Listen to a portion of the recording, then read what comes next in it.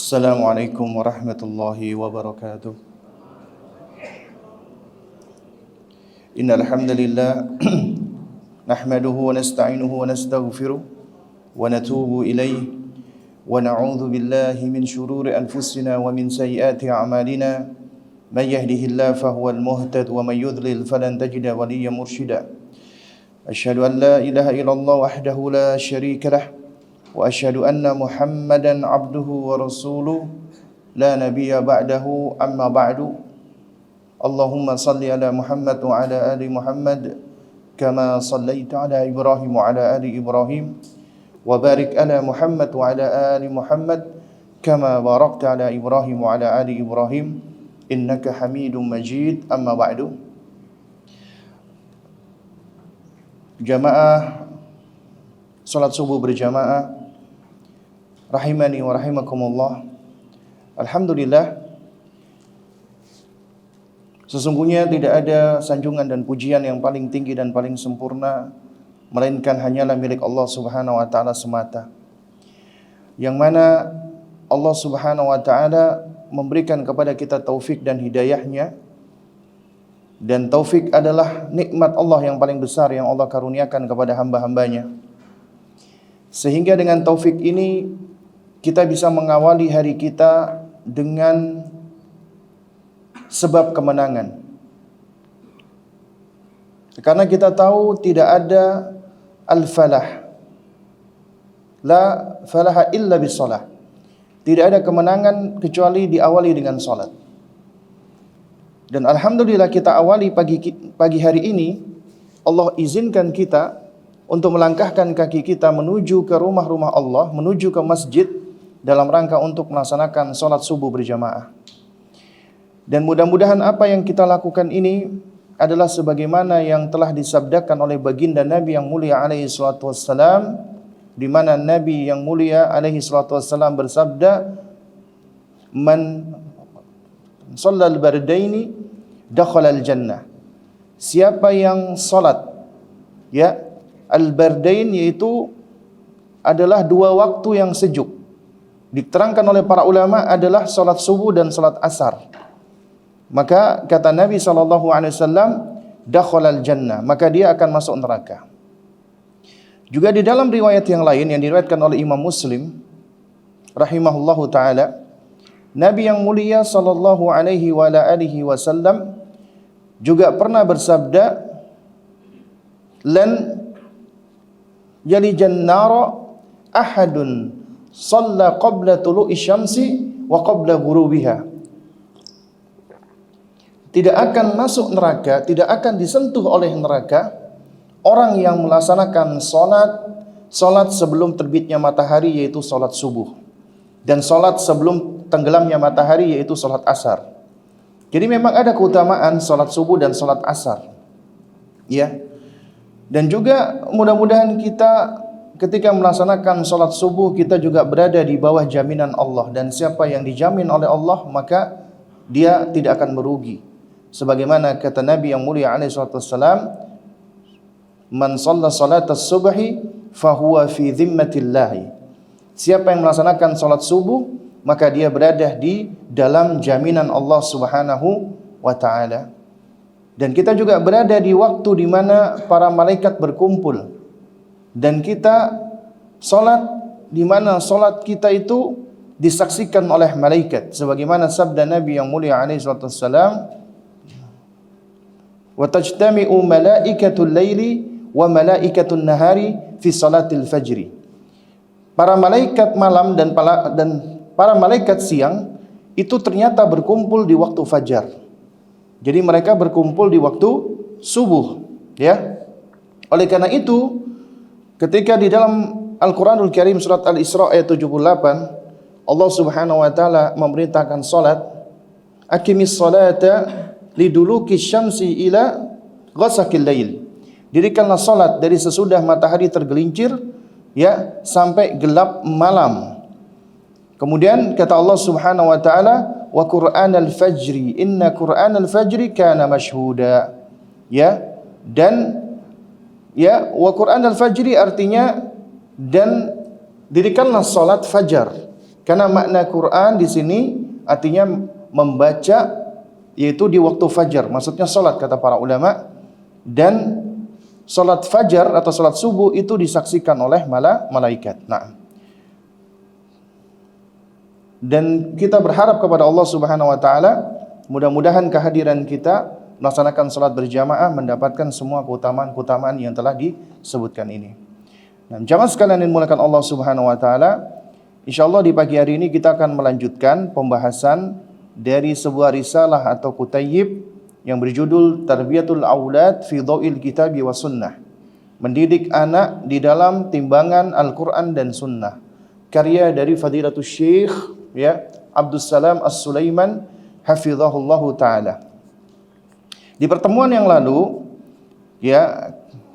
kita telah membahas bahwasanya status anak di dalam Islam itu adalah sebagai nikmat Allah dan hibah atau karunia Allah Subhanahu wa taala. Dan di antara dalil yang menunjukkan bahwasanya anak itu adalah karunia atau hibah adalah surat Asy-Syura ayat 49-50.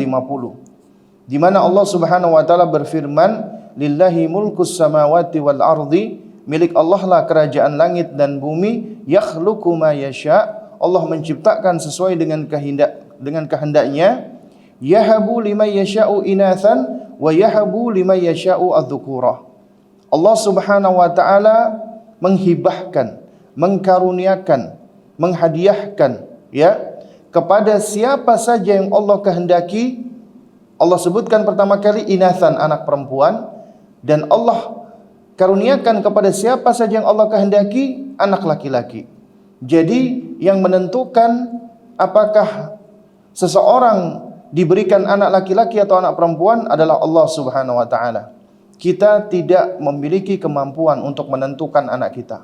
Memang ada sebab-sebab kauniyah sesuai dengan pengetahuan manusia yang sedikit dalam bentuk ikhtiar agar bisa memperoleh anak laki-laki atau anak wanita, tapi tetap yang menentukan Allah Subhanahu wa taala. Allah lah yang menentukan apakah seseorang akan diberikan anak laki-laki atau anak perempuan. Atau bahkan kata Allah di dalam ayat berikutnya, au yuzawwijuhum dhukranan wa inathan. Atau Allah Subhanahu wa taala mengkaruniakan kepadanya anak laki-laki dan anak perempuan, kedua-duanya. Wa yaj'alu liman yasha'u akima, dan juga ada yang Allah jadikan akim, yaitu mandul, tidak bisa punya anak sesuai dengan kehendak Allah Subhanahu wa taala. Innahu alimun qadir, Allah yang paling tahu, karena Allah lah yang alim, yang maha mengetahui, qadirun, lagi maha kuasa atas segala sesuatu. Jadi jamaah sekalian yang dimuliakan Allah Subhanahu wa taala, ayat ini menerangkan kepada kita anak karunia dari Allah sesuai dengan ketentuan Allah, sesuai dengan kehendak Allah. Allah yang menentukan seseorang apakah diberikan anak perempuan, anak laki-laki, atau kedua-duanya, atau tidak diberikan anak. Sesuai dengan kehendak Allah. Seorang mukmin, seorang muslim yang istislam, yang memasrahkan hidupnya kepada Allah, dan dia yakin bahwasanya semua yang Allah tentukan adalah pasti baik untuk dirinya.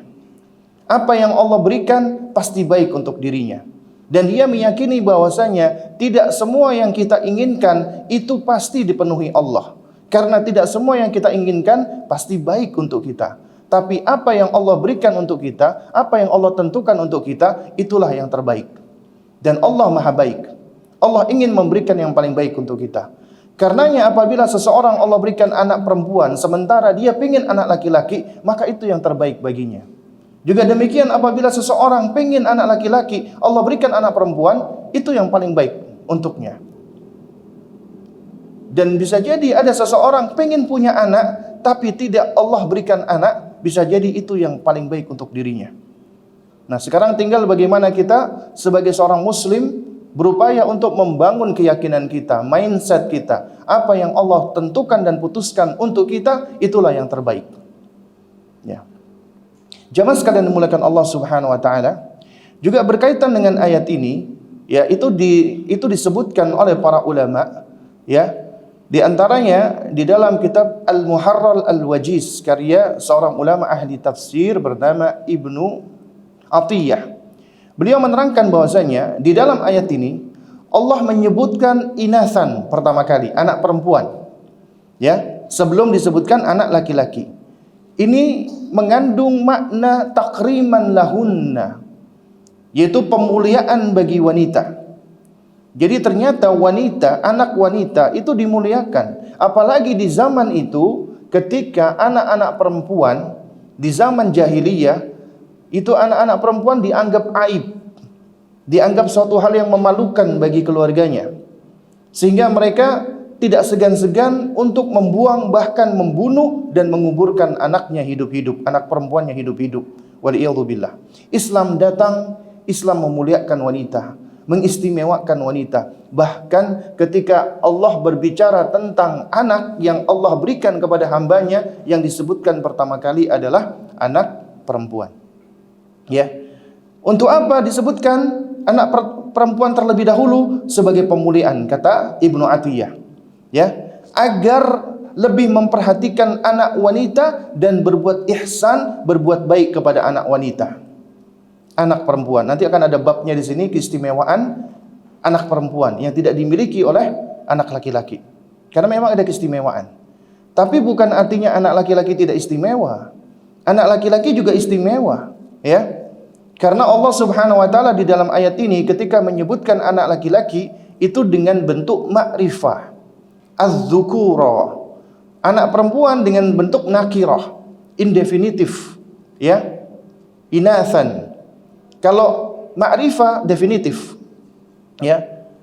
Mungkin kalau di dalam bahasa Inggris, ya, itu penentuan mana yang definitif dan tidak definitif itu biasanya diawali dengan kata the. Misalnya dikatakan books sama the book itu beda. Books itu berarti buku-buku yang kita nggak tahu buku apa. Tapi kalau udah dikasih artikel the, oh berarti buku yang sudah dimaksud. Bahasa Arab itu lebih istimewa lagi. Untuk menentukan sesuatu yang definitif dan tidak definitif, itu di situ ada yang namanya ma'rifah dan nakirah. Nah, di antara tanda ma'rifah itu dengan alif lam. Makanya ketika dikatakan kitabun dengan al-kitabu itu beda, meskipun maksudnya buku. Karena apabila dikatakan kitabun, buku, belum diketahui buku apa yang dimaksud. Yang dimaksud ini buku yang mana. Tapi kalau dikatakan al-kitabu, udah diketahui buku yang dimaksud buku yang mana. Makanya apabila disebutkan secara mutlak al-kitab, biasanya maknanya adalah kitabullah. Ya, maknanya adalah kitabullah. Taib. Di sini Allah menyebutkan anak laki-laki dengan bentuk ma'rifah. Sesuatu yang ma'rifah itu lebih akhas, lebih istimewa, lebih spesial daripada sesuatu yang nakirah, sesuatu yang indefinitif. Berarti di sini Allah Subhanahu wa taala ingin menunjukkan bahwasanya ada keistimewaan pada anak laki-laki. Karena Allah menyebutkan anak laki-laki dalam bentuk ma'rifah, meskipun disebutkan belakangan. Dengan kata lain, Al-Qur'an, ya, di sini menjelaskan bahwasanya anak laki-laki dan anak perempuan itu punya keistimewaan, punya kekhususan, punya spesial. Karena itu tidak sepatutnya anak laki-laki dan anak perempuan itu disamakan begitu saja. Karena tidak sama antara laki-laki dan wanita.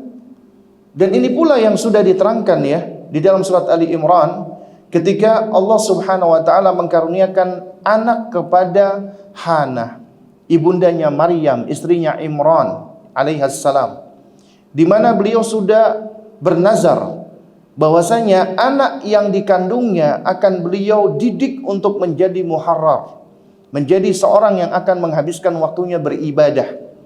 Tapi ternyata yang dilahirkan wanita. Beliau nggak menyangka, ya. Dan beliau tidak bersedih, bukan artinya beliau kecewa, tapi beliau tidak tahu. Nah, kemudian beliau mengatakan walaysat dzakaru kal untha. Ya Allah, tidaklah sama antara anak laki-laki dengan anak perempuan. Karena beliau punya pengetahuan. Memang anak laki-laki dan anak wanita berbeda. Apalagi beliau sudah berazam, bertekad menjadikan anak yang dikandungnya sebagai muharrar, ahli ibadah yang akan menghabiskan waktu di mihrab untuk mengabdi kepada Allah. Karena wanita memiliki waktu-waktu yang mereka tidak bisa beribadah, tidak bisa sholat. Mereka mengalami haid dan menstruasi. Tidak dengan laki-laki. Laki-laki nggak ada liburnya sholat. Wanita ada liburnya sholat. Ya, bahkan mereka tidak diperbolehkan untuk sholat, tidak diperbolehkan untuk berpuasa, tidak diperbolehkan untuk tawaf. Laki-laki nggak ada. Ya, inilah yang diterangkan oleh para ulama di antara kekurangan wanita dari sisi agamanya. Dan ketika kita mengatakan ada kekurangan, bukan berarti wanita itu rendah. Tidak. Karena Allah menciptakan makhluknya, ada kelebihan-kelebihannya, ada kekurangannya. Nggak ada yang sempurna. Kecuali Allah Subhanahu wa ta'ala semata. Dan diterangkan ada kekurangan-kekurangan. Ya, di antaranya pada wanita. Ya.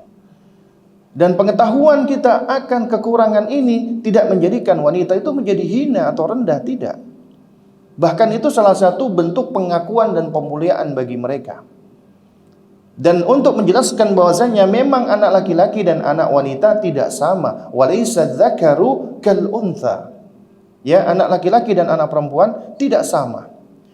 Dan ini sebagai konsep bagi kita ya jamaah sekalian, bahwasanya hanya ada dua seksualitas dan dua gender di dunia ini. Laki-laki atau perempuan. Gak ada gender ketiga, keempat. Kalau antum tahu sekarang ya jamaah sekalian, itu di Eropa, di Amerika, di dunia barat, sekarang itu sedang mengalami yang namanya social decay, pembusukan sosial. Dan ini diakui oleh tokoh-tokoh mereka yang sadar.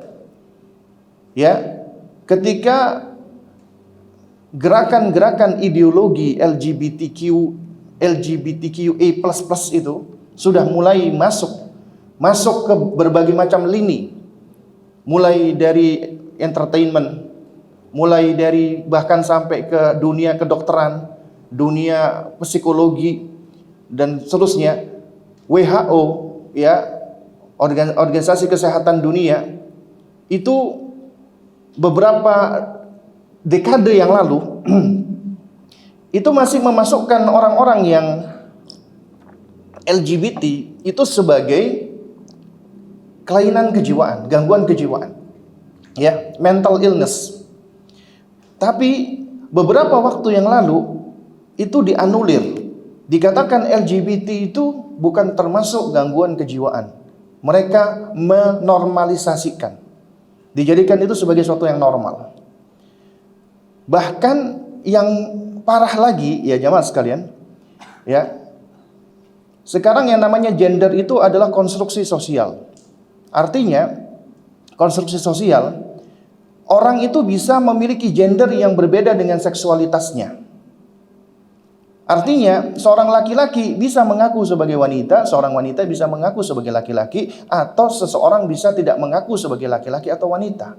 Disebut dengan apa namanya? Non-binary. Ya. Kalau antum tahu sekarang di Amerika itu ada asosiasi, ya. Gender sekarang itu sudah lebih dari 100. Sekarang antum kalau daftar Facebook ngisi gender, dulu itu cuma ada 3, laki-laki, perempuan, tidak mau menyebutkan. Sekarang lebih dari 70 gender, bayangkan, ya. Dan ini menunjukkan betapa bingungnya mereka saat ini, ya. Dan ini adalah pembusukan sosial. Karena sadar nggak sadar, sebenarnya tujuan daripada ideologi LGBTQA++ ini adalah untuk apa? Untuk mendepopulasi manusia. Untuk mengurangi populasi manusia. Karena mereka punya agenda besar, ya. Sekarang mereka mengangkat semacam isu perubahan iklim, ya. Jadi perubahan iklim, bahwasanya sekarang itu sedang terjadi kerusakan besar-besaran di bumi dengan adanya perubahan iklim, ya, dengan adanya industri dan lain sebagainya. Dan mereka itu kena konsep bahwasanya bumi ini akan rusak dalam waktu dekat, di mana es di kutub utara dan di kutub selatan akan mencair dan kemudian akan menutupi permukaan bumi. Mereka ditakut-takuti, ya. Nah, akhirnya dari sini mulai muncul, ya, orang-orang yang mengklaim sebagai sebagai pembela lingkungan dan yang semisalnya. Nah, dan mereka ini saling berkaitan antara orang-orang yang begitu fanatik ya dalam rangka untuk membela bumi. Bukan artinya kita nggak memperhatikan bumi, kita perlu memperhatikan bumi. Islam mengajarkan. Tapi apa yang mereka lakukan ini suatu hal yang sudah ekstrim ya. Itu yang sangat ekstrim. Seakan-akan mereka sudah menolak segala bentuk teknologi. Kemudian masuk ke dalam dunia makan. Jadi mereka anti dengan orang-orang yang memakan daging, ya, vegan, ya, dan seterusnya. Ini mereka ini satu dengan yang lainnya itu saling berhubungan sebenarnya. Ya, karena memang ada agenda untuk mengurangi populasi manusia, ya. Dan sampai-sampai ada di antara ada seseorang yang memang melakukan concern ya di dalam hal ini, itu sampai mengatakan ya, jika ada 100 orang ya, itu misalnya terdampar di pulau, dan 100 orang ini adalah LGBTQ semuanya dalam waktu kurang dari 100 tahun ya, habis 100 orang ini habis. Tapi apabila ada 10 orang yang terdampar di sebuah pulau ya, dan 10 orang ini bukan termasuk LGBTQ, insya Allah akan ada keturunannya ya. Sekarang pada saat mereka itu sudah kehabisan ide dan akal, akhirnya mereka munculkan lagi konsep yang namanya child free marriage ya, pernikahan tanpa anak. Karena anak itu merepotkan. Jadi kita ini berhak untuk berbahagia, berhak untuk bersenang-senang. Dunia milik kita berdua, nggak perlu kita punya anak. Ya, akhirnya mereka punya konsep child free marriage. Jadi menikah tanpa perlu punya anak. Dan ini ternyata juga masuk ke dalam negeri-negeri kita kaum muslimin waliyadzubillah, dan kita perlu waspada ya jamaah tentang hal ini. Islam dengan tegas menjelaskan bahwasanya hanya ada 2 gender, laki-laki atau perempuan. Nggak ada gender ketiga, keempat, dan seterusnya. Nah, kemudian jamaah sekalian menggunakan Allah Subhanahu wa taala ya, juga berkaitan dengan ayat ini, itu disebutkan oleh Ishaq bin Bishr ya, ayat ini turun berkaitan dengan para nabi, kemudian tergeneralisir. Yang pertama disebutkan adalah seseorang yang punya anak perempuan tidak punya anak laki-laki. Awalnya yang dimaksud Nabi Lut alaihissalam. Ya, bapak dari anak perempuan Allah tidak karuniakan anak laki-laki. Tapi kemudian maknanya digeneralisir untuk semua siapa saja yang tidak punya anak laki-laki. Kemudian yang dimaksud dari yang Allah karuniakan anak laki-laki, tidak Allah karuniakan anak perempuan adalah bapaknya para nabi, yaitu Ibrahim alaihissalam. Bapak dari anak laki-laki tidak dikaruniakan anak perempuan. Adapun yang Allah karuniakan anak laki-laki dan anak perempuan adalah Nabi kita Muhammad sallallahu alaihi wasallam. Dan kemudian ada yang tidak Allah karuniakan anak, yaitu Nabi Yahya bin Zakaria, ya, alaihi wassalam, ya, Nabi Yahya. Allah tidak karuniakan anak pada beliau. Nah, jamaah sekalian mulakan Allah Subhanahu wa taala, ya. Jadi di dalam bab ini penulis menerangkan bahwasanya anak itu adalah hibah, pemberian karunia dari Allah Subhanahu wa taala, dan hibah itu adalah pemberian yang tidak mengharapkan imbalan atau balasan. Karena sejatinya Allah ketika mengkaruniakan sesuatu, Allah tidak mengharapkan balasan dan imbalan dari hambanya. Allah Maha Kaya. Allah nggak perlu sesuatu dari kita. Bahkan kita yang butuh dengan Allah. Dan Allah berikan jalan apabila hamba butuh kepada Allah, mendekat kepada Allah, beribadah kepada Allah, salat dan doa, minta kepada Allah, maka Allah akan berikan berbagai macam bentuk kebaikan dan pertolongan. Lalu kemudian bab berikutnya dari risalah yang kita bahas ini adalah anak itu sebagai perhiasan, zinatu al-hayati dunia, perhiasan kehidupan dunia, sekaligus fitnah, ujian dari Allah Subhanahu wa taala. Allah menyebutkan anak sebagai perhiasan di dalam surat Al-Kahfi ayat 46. Allah Azza wa Jalla berfirman, al-malu wal banuna zinatul hayatid dunya wal baqiyatu shalihatu khairun 'inda rabbika thawaban wa khairun amala.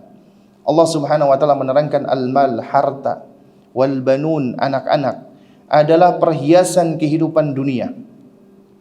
Manusia itu ya jamaah cenderung senang dengan sesuatu yang indah. Senang dengan sesuatu yang yang menarik. Makanya kalau Anda misalnya ditawarin nih, ya, ditawarin sesuatu, misalnya taruh aja gelas deh, ya.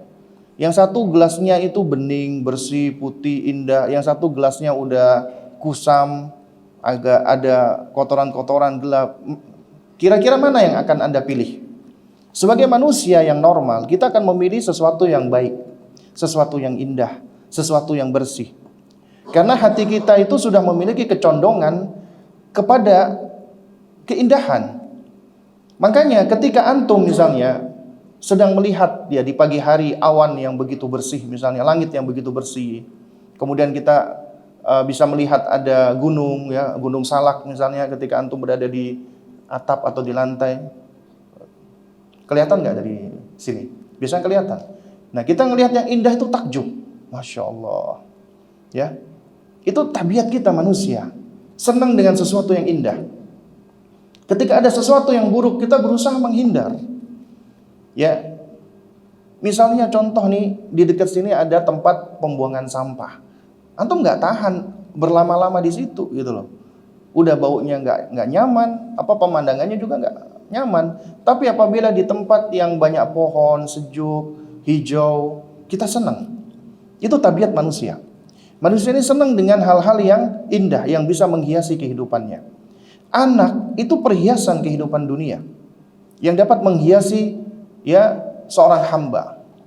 Karena ketika seorang hamba hidup, ya, Anda misalnya Allah berikan segala bentuk harta, kenikmatan dunia, tapi Anda sendirian, nggak punya pasangan, nggak punya istri, ya, pasti akan ada yang kosong, akan ada yang sepi, ya.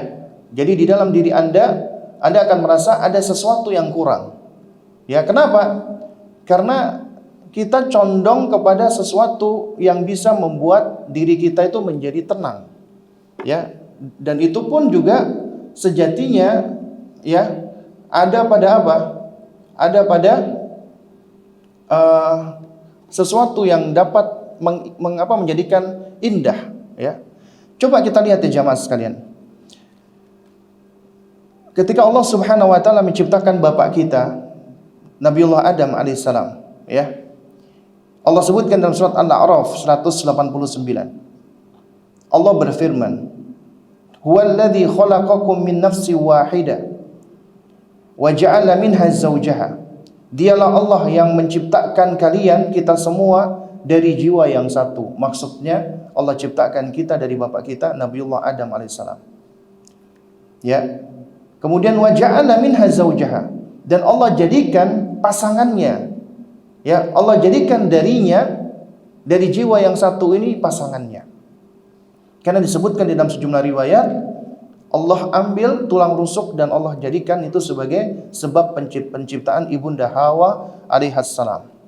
Ya, padahal Allah tempatkan di mana bapak kita ini? Di surga. Apa kurangnya surga coba? Darun Naim, negeri yang penuh dengan kenikmatan.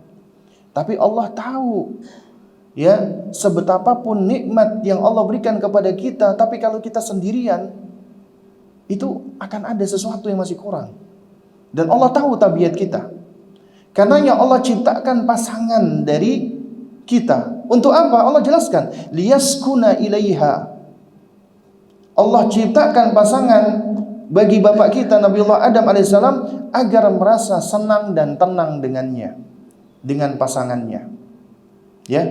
Karena itulah Allah Subhanahu wa taala ketika menciptakan kita, Allah jadikan kita berpasang-pasangan, litaskunu ilaiha, agar kalian merasa tenang, tentram dengannya. Ya. Nah, karena itulah Nabi SAW ketika mengatakan ad-dunya mata, dunia ini perhiasan. Karena dunia ini banyak hal-hal yang memukau. Tapi kata Nabi SAW, ya, seindah-indah perhiasan itu adalah siapa? Al-mar'atus salihah, wanita yang salihah. Ya. Jadi wanita itu juga perhiasan yang dapat mengindahkan kehidupan seseorang. Demikian pula dengan anak. Anak itu adalah perhiasan kehidupan seseorang. Ya. Anda ketika menikah, Allah karuniakan anak, bahagia enggak? Bahagia. Kecuali apabila fitrahnya sudah rusak, akalnya tidak sehat, dalam kondisi yang tidak normal. Manusia itu secara asal akan cenderung menyukai ketika dia diberikan anak. Karena itulah perhiasan dunia. Tapi Allah terangkan, wal baqiyatus salihatu khairun 'inda rabbika thawaban wa khairun amala. Ya, akan tetapi amal kebajikan, nih perhatikan, al baqiyatus salihat, amal kebajikan yang terus-menerus adalah lebih baik pahalanya di sisi Rabbmu dan lebih baik untuk dijadikan sebagai pengharapan. Ini sebagai isyarat bahwasanya anak dan harta sebagai perhiasan bisa memalingkan. Ya. Makanya Allah terangkan amal soleh yang terus-menerus itu yang lebih baik. Dan sejatinya harta dan anak-anak itu bisa dijadikan sebagai amal soleh yang akan mengalirkan pahala terus-menerus. Ketika kita gunakan harta itu sebagai sedekah jariyah, meskipun kita sudah berkalang tanah, tetap mengalirkan pahala. Demikian pula dengan anak-anak. Apabila kita didik anak kita dengan sebaik-baiknya, maka doanya, ya waladun saleh yad'u lahu, itu bisa menjadi bisa menjadi pahala yang senantiasa mengalir terus-menerus. Ya. Jamaah sekalian muliakan Allah Subhanahu wa taala. Di dalam sebuah riwayat, ya, hadis yang hasan, Rasulullah sallallahu alaihi wasallam pernah bersabda, ya. Beliau mengatakan, wa anna rajula la turfa'u darajatuhu fil jannah. Ada seseorang udah masuk surga nih, udah merasakan nikmatnya surga, udah nyaman, udah senang, udah bahagia, tapi diangkat lagi derajatnya oleh Allah di level surga yang lebih tinggi. Kemudian dia bertanya, ya, wa anna li hadza, ya, kenapa aku bisa mendapatkan ini ya Allah? Dia udah bahagia, udah berada di surga, diangkat lagi di tingkatan surga yang lebih tinggi. Wa anna li hadza, ya, kenapa aku bisa mendapatkan ini ya Allah? Waqila, maka dijawab, bistighfari waladika laka. Bistighfari waladika laka. Lantaran anakmu selalu memohonkan ampun untukmu. Anak yang selalu mendoakan orang tuanya, memohonkan ampun untuk orang tuanya. Rabbighfirli wa liwalidayya. Wahai Rabbku, ampuni aku dan ampuni kedua orang tuaku. Lisan anak gak pernah berhenti ketika dia berdoa, ketika dia salat, mendoakan kedua orang tuanya. Ya Allah, ampuni aku dan ampuni kedua orang tuaku. Bisa jadi orang tua yang ketika meninggalnya, wafatnya, dipenuhi dengan dosa karena maksiatnya, Allah ampuni maksiatnya. Allah maha baik, ya jemaah. Allah al-Ghafur, Allah ar-Rahim. Kita wafat dalam keadaan penuh dengan maksiat, tapi kita meninggalkan anak saleh, anak yang lisannya selalu mendoakan kedua orang tuanya, ya, maka Allah ampuni dosa kita. Dan ketika Allah sudah mengampuni dosa-dosa kita, sehingga dosa kita habis, dan istighfar itu masih terus mengalir, dan Allah tetapkan seseorang di surga, Allah tinggikan lagi level surganya. Allahu Akbar. Karena itu ya jamaah sekalian, tidak ada nikmat yang paling besar yang Allah berikan setelah nikmat hidayah dan taufik melebihi daripada nikmat anak yang saleh atau salihah. Karena keberadaan anak inilah yang akan melanjutkan estafet kebaikan kita. Mungkin kita sudah berkalang tanah, kita sudah meninggal dunia, terputus semua amal kita, harta kita sudah habis, ya, sehingga kita nggak ada sedekah jariyah. Tapi ternyata selama kita hidup, kita mungkin mengajarkan anak kita yang tampak sepele dan tampak remeh. Kita ajarkan anak kita salat, kita ajarkan anak kita mengucapkan basmalah, kita ajarkan anak kita adab-adab tentang makan dan minum dan seterusnya. Dipraktekkan oleh anak kita. Setiap kali anak kita melakukan kebaikan yang kita ajarkan, dia mencontohnya. Setiap kali itu pula jangan dianggap kita tidak mendapatkan kebaikan. Jangan dianggap kita tidak mendapatkan pahala. Oleh karena itu ya jamaah, sungguh beruntung orang tua yang Allah Subhanahu wa taala karuniakan baginya anak yang saleh. Dan ironinya saat ini betapa banyak orang tua itu melihat anak itu keberhasilannya hanya pada sisi dunia. Membangga-banggakan anak ketika anaknya berhasil di dunia. Gak sedikit nih orang tua rela menjual tanahnya, menjual sawahnya, menjual rumahnya untuk menyekolahkan anak dengan sekolah yang tinggi, masuk ke kedokteran dan yang semisalnya. Ya kita nggak pungkiri itu juga baik gitu loh, ya. Lantas kemudian orang tua ini dia berbangga-bangga atas keberhasilan anaknya di dalam hal duniawi. Akhirnya orang tua ini sibuk untuk mencari harta, untuk bisa menyekolahkan anaknya dengan sekolah yang tinggi. Akhirnya hilang pembersamaan orang tua dengan anaknya. Ketika anaknya berhasil menjadi orang yang berhasil di dunia, tapi ketika kecil dia jarang dibersamai oleh orang tuanya. Akhirnya dia akan sibuk dengan urusan sendirinya. Orang tua cuman berbangga atas gelar, jabatan dan profesi atau hartanya, tapi si anak ini sibuk sendiri dengan urusannya. Jamaah sekalian yang dimuliakan Allah Subhanahu wa taala, ada sebuah buku yang sangat bagus ya dan indah. Isinya tentang kumpulan dari kisah-kisah nyata. Judulnya Mausu'ah Al-Qasas Al-Mu'athirah. Ensiklopedi kisah-kisah yang menggugah. Kalau nggak salah ditulis oleh Syekh Ahmad Salim Badwailan. Di situ ada sebuah kisah yang menarik, ya. Kisah yang kalau nggak salah dikasih judul tentang sepasang kaos kaki butut. Singkat cerita ya jamaah, itu di dalam buku ini diceritakan ada seorang laki-laki hidupnya sulit. Kemudian dia berusaha, Allah buka pintu-pintu rezeki padanya. Dia menjadi orang yang sukses, berhasil. Tapi dia jauh dari agama. Kemudian dia menikah, wanita yang dia sayangi dengan begitu luar biasanya. Allah karuniakan kepadanya 3 atau 4 anak. Ya. Ketika di usia tuanya, anak-anaknya sudah sukses dan berhasil, dia merasa ada yang hampa. Kemudian akhirnya Allah berikan dia hidayah dan taufik. Akhirnya dia belajar Islam, dia ngaji, dia punya guru. Ya. Lalu kemudian di antara penyesalan yang dia sampaikan adalah ketika dia memiliki begitu banyak harta, dia melihat anaknya menjauh darinya. Anaknya menjauh darinya. Sampai-sampai ketika istrinya meninggal dunia, itu anaknya yang tinggal di luar negeri. Banyak yang nggak datang, datangnya ketika sudah dikuburkan. Ini ketika istrinya sudah meninggal dunia. Akhirnya itu yang membuat dia menjadi sedihnya luar biasa. Akhirnya jamaah sekalian, ya, ketika diminta anaknya datang, nggak ada yang mau datang. Sampai akhirnya dia buat wasiat, ya, di usia tuanya dan ketika itu dia lagi sakit, tentang pembagian warisan. Datang tuh semua anak-anaknya. Ketika udah urusan harta, itu semakin membuat dia sedih, ya. Terus akhirnya di dalam wasiatnya dia menyampaikan kepada anaknya ketika dia sudah dalam kondisi sakit berat. Di antara yang dia sampaikan adalah, "Nak, Bapak cuman mau minta tolong pada kalian. Ya. Jadi nanti tolong tentang pembagian harta ini di yang sepertiga itu dia mewakafkan, selebihnya nanti dibagi sebagai warisan."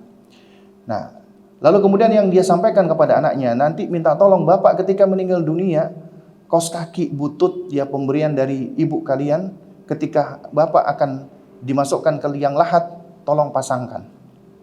Minta tolong dipasangkan kaos kaki tersebut. Singkat cerita, si orang ini meninggal dunia.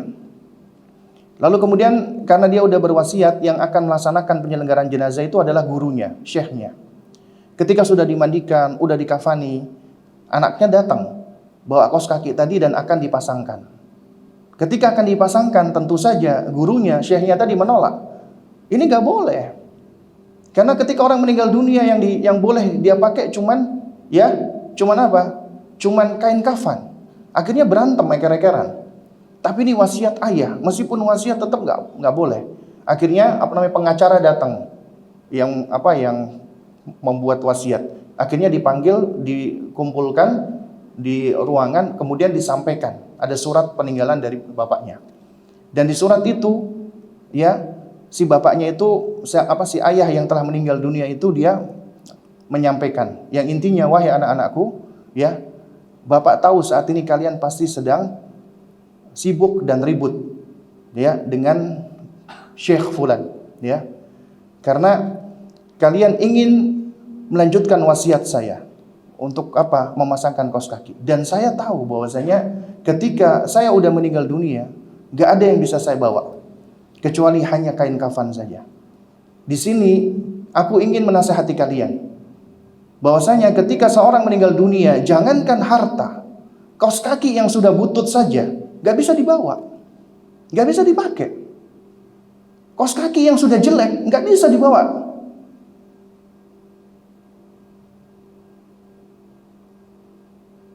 Meskipun harta begitu banyaknya, punya rumah mewah, mobil, itu semua gak bisa dibawa. Kaos kaki aja gak bisa dibawa. Ini sebagai nasihat. Di akhir hidupnya dia ingin memberikan nasihat apa kepada anaknya. Dan bapaknya menyampaikan di antara penyesalan bapak yang paling besar adalah apa? Ketika bapak tidak bisa membersamai kalian dengan pendidikan yang benar. Sehingga akhirnya anaknya tumbuh berhasil menjadi orang-orang berhasil di dunia. Tapi dia sedih karena ketika orang tuanya sakit, gak ada yang datang. Dan dia menginginkan anak yang ketika dirinya meninggal dunia tetap bisa mengalirkan pahala. Dan tentunya ini ya jamaah yang juga kita inginkan ya. Kita kepengen punya anak. Meskipun anak kita nggak begitu sukses di dunia, tapi anak ini adalah anak yang concern dengan orang tuanya, berbakti kepada orang tuanya. Di antara bentuk bakti anak kepada orang tuanya yang paling kelihatan jelas mendoakan orang tua. Itu yang tentunya yang kita harapkan. Percuma kita punya anak, semuanya jadi orang berhasil di dunia, tapi di hari tua semuanya sibuk dengan urusannya. Gak ada yang mau datang pada saat kita sudah tua. Yaitu mungkin sebagai al-jaza' min jinsil amal, balasan dari perbuatan kita. Orang tua mungkin sayang dengan anaknya. Dia kerja banting tulang habis-habisan untuk menyekolahkan anaknya sekolah yang tinggi, tapi lupa memberikan waktunya. Tidak meluangkan waktunya untuk anak-anaknya. Anak kehilangan figur orang tuanya, tidak mendapatkan kasih sayang yang semestinya. Padahal ketika anak berdoa, warhamhuma kama rabbayani shaghira, sayangilah kedua orang tua kami ya Allah, sebagaimana kedua orang tua kami mendidik kami sewaktu kami masih kecil. Bukan sebagaimana orang tua kami menyayangi kami sewaktu masih kecil. Bukan. Artinya kasih sayang anak, maksud saya kasih sayang orang tua, ya, itu bukan yang dijadikan sebagai standar, tapi pendidikannya. Sayangilah kedua orang tuaku sebagaimana kedua orang tuaku mendidik aku sewaktu aku masih kecil. Artinya ketika kita mendidik anak kita dengan sebaik-baiknya, kemudian anak kita berdoa agar Allah memberikan kasih sayang kepada kita, itu sebagaimana kita mendidik mereka. Karenanya orang tua yang mendidik anaknya dengan begitu-begitu saja, nggak sama dengan orang tua yang mendidik anaknya dengan berjibaku habis-habisan, berikhtiar dengan sepenuh hati. Kita tahu anak kita perhiasan dan juga bisa menjadi ujian. Namun tentunya yang paling utama dari itu adalah ketika Allah mengkaruniakan kepada kita anak soleh.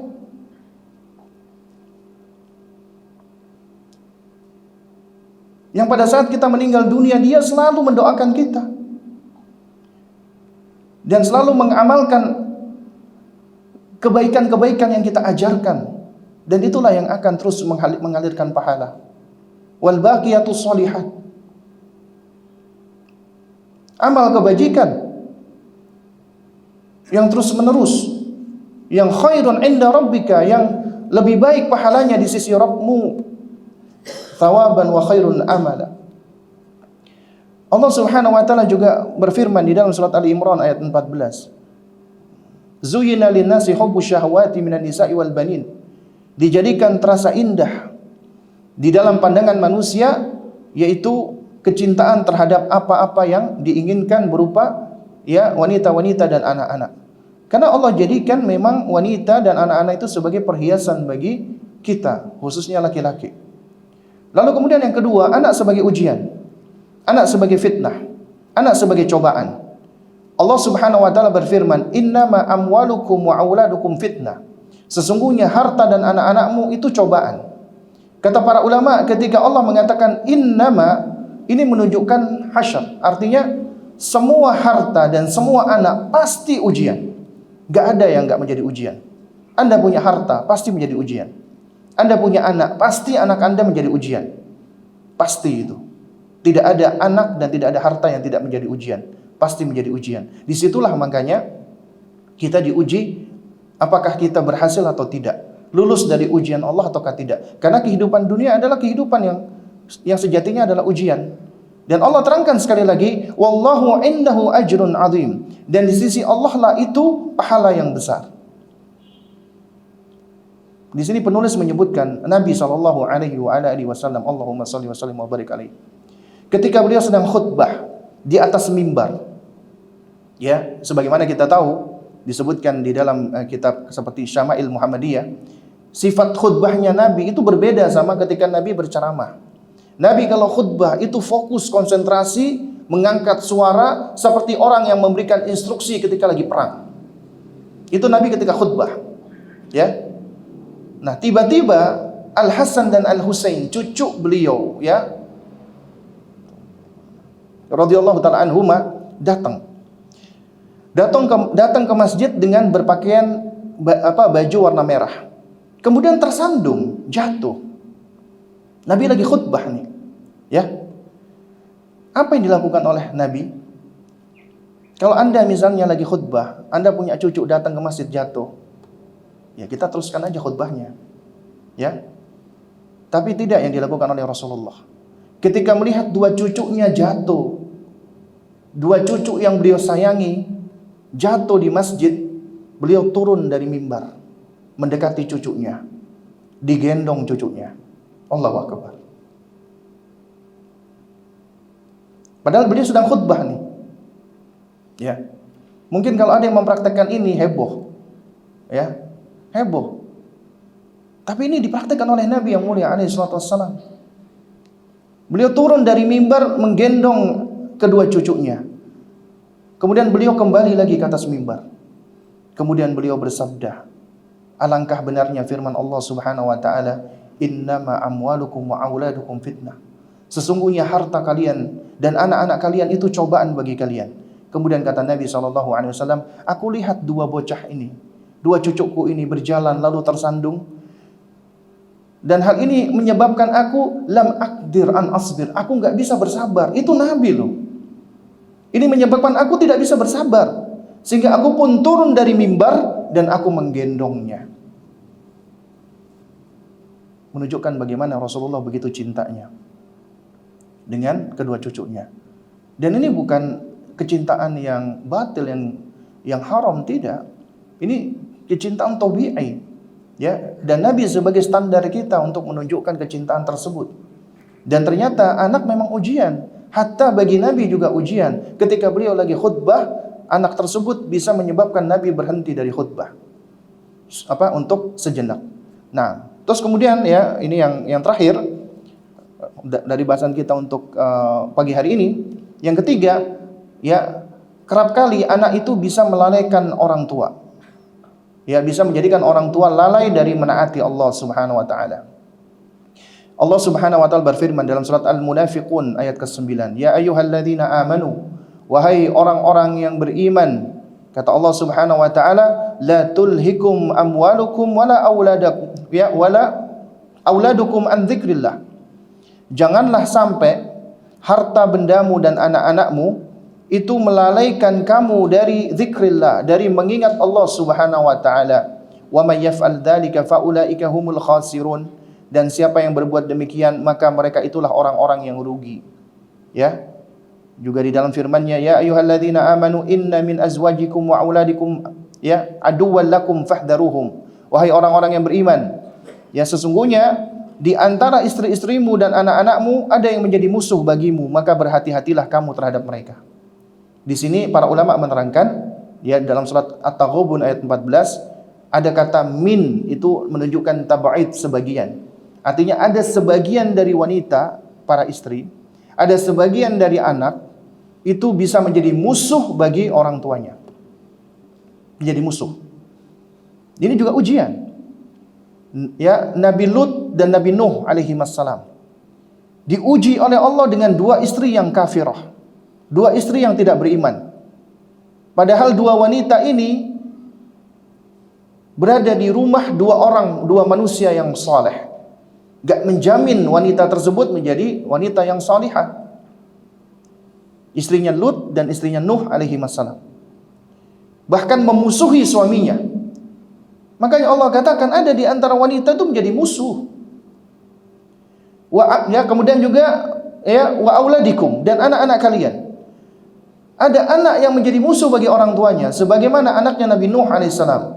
Ada juga di antara anaknya Nabiullah Adam alaihissalam yang tidak mengikuti nasihat ayahnya, dia cemburu terhadap adiknya, dibunuh adiknya.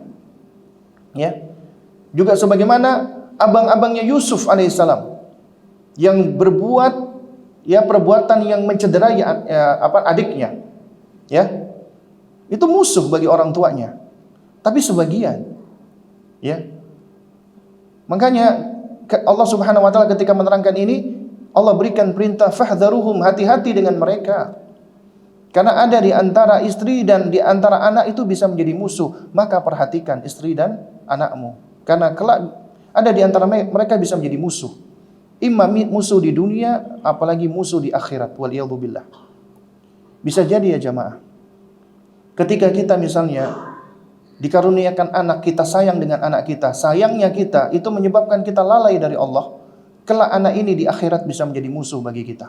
Ketika kita nggak mendidik mereka dengan pendidikan yang benar, ketika kita nggak pernah ngajarin mereka akidah yang benar, nggak ngajarin mereka manhaj yang benar, ibadah yang benar, kelak mereka akan menjadi musuh. Apalagi kita hanya memfasilitasi dan memanjakan mereka dengan syahwat dunia. Dan ini banyak dilakukan oleh sebagian besar orang tua, ya, karena bisa melalaikan, ya. Karenanya Nabi SAW mengatakan al-auladu, ya, majbanatun mabkhalatun. Anak itu penyebab sifat pengecut dan kekikiran bagi orang tuanya. Tadinya pemberani punya anak jadi pengecut.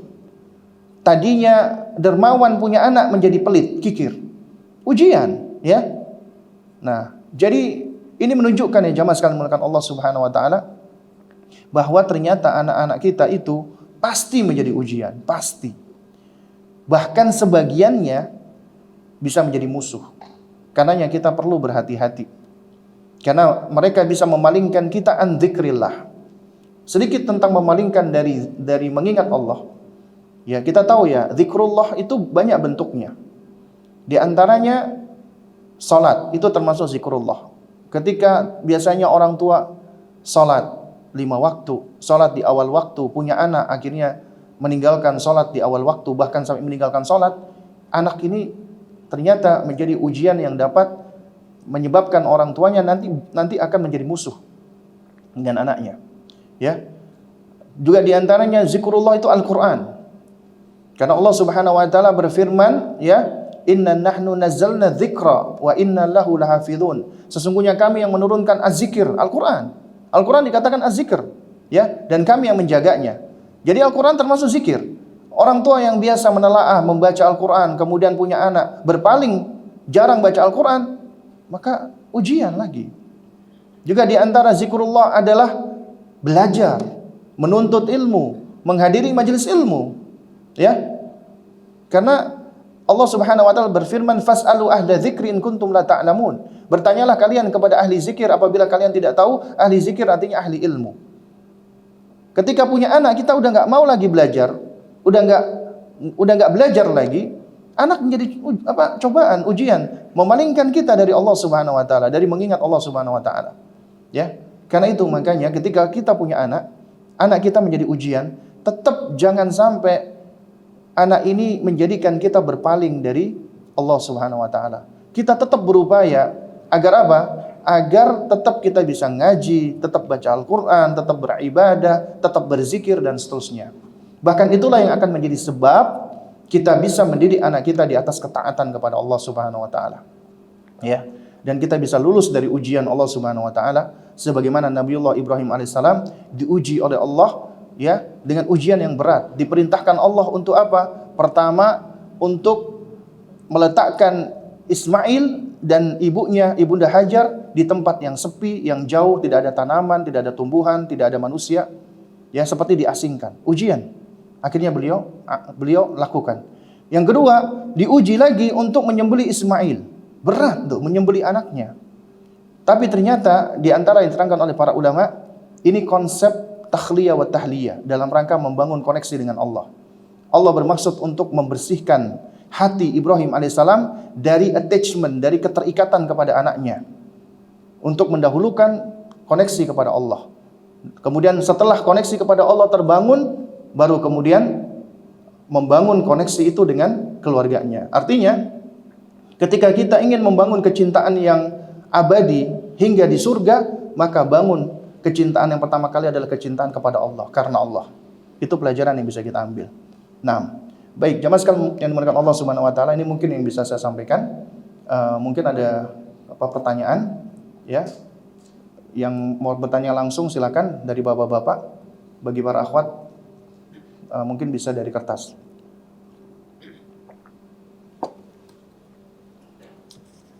Mungkin ada dari bapak-bapak yang ingin bertanya langsung.